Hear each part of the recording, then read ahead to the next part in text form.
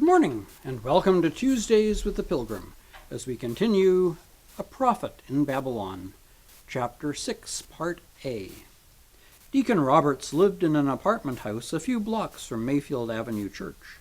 It was a quiet house of the old-fashioned sort, used by old-fashioned people.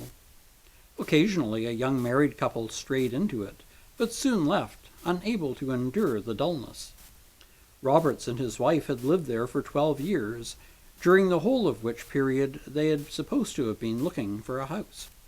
Apparently, they had found it impossible to discover what they wanted, for they still occupied the same suite of rooms and had achieved the distinction of having become the oldest residents.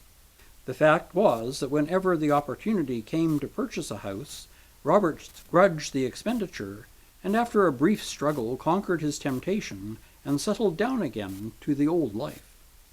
Every day he ate the same breakfast at the same hour, went downtown, returned with automatic punctuality, sat down to the same dinner, and was in bed on the stroke of 11.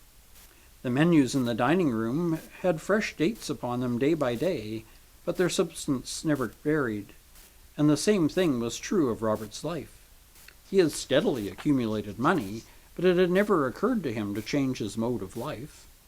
His wife, a very plain and homely woman, had sometimes spasmodic attacks of social ambition, but they had come to nothing. If they had had children, the story might have been different, but they were childless, so each settled more and more into a groove, from which at last neither had any desire to escape. There are many people of this description to be found in all large cities, people to whom the city as a vital entity does not exist. They never go to a theater or a concert. They take no part in those intellectual conclaves where the movements of art or literature are discussed. They never look upon a celebrated person or are present at a historic occasion. They remain provincials within a provincialism more inelastic than any other, the provincialism of cities. The only New York they know is bounded by the business office on the one side and the apartment house on the other. They are ignorant alike of the splendor and the squalor that surrounds them.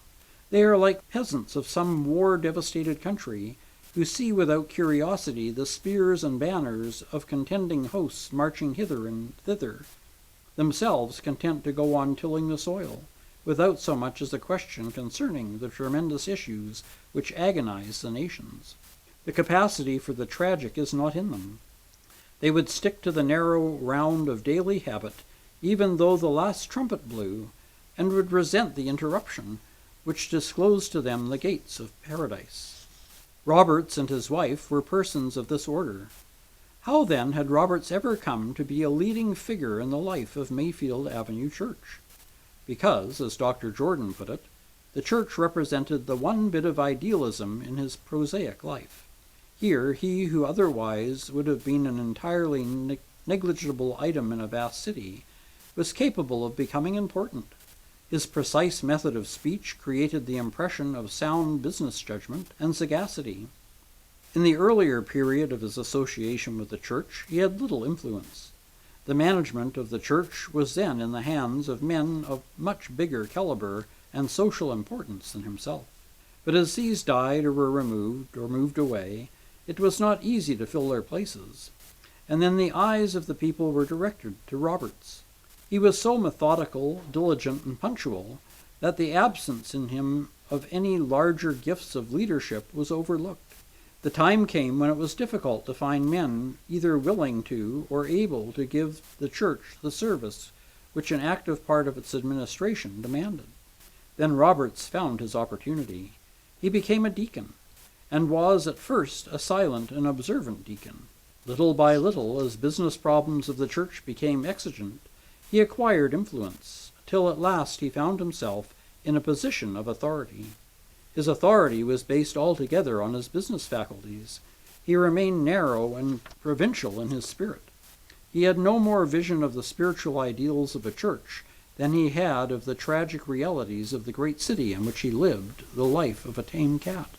The church was to him nothing more than a business enterprise, and the faculties he applied to its service were precisely those which governed his office on Broadway. It was a little after 8 o'clock in the evening. Dinner was over, and Roberts was expecting his fellow deacons at a privately convened committee in his own rooms. Mrs. Roberts had retired to the company of a lady in the neighboring room, having been significantly warned by her husband that she had better not return until after 10 o'clock. Roberts was clearly uneasy.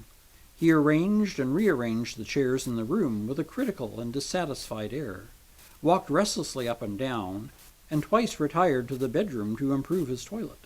When he had completed these exercises, he found that there was still a quarter of an hour to spare, and he used it to review his thoughts. These thoughts were not pleasant, and by no means clear.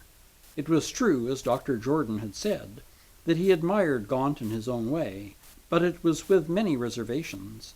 His admiration chiefly went out to Gaunt as a successful attraction. It did not extend to his intellectual qualities, which he was incapable of understanding. Then at the back of all his thoughts there was a grievance, of which he had never spoken to anyone except his wife.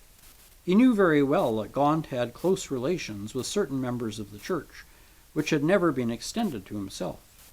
There was Palmer, for example. Gaunt spent whole days in Palmer's society, and yet Palmer was a financial nobody.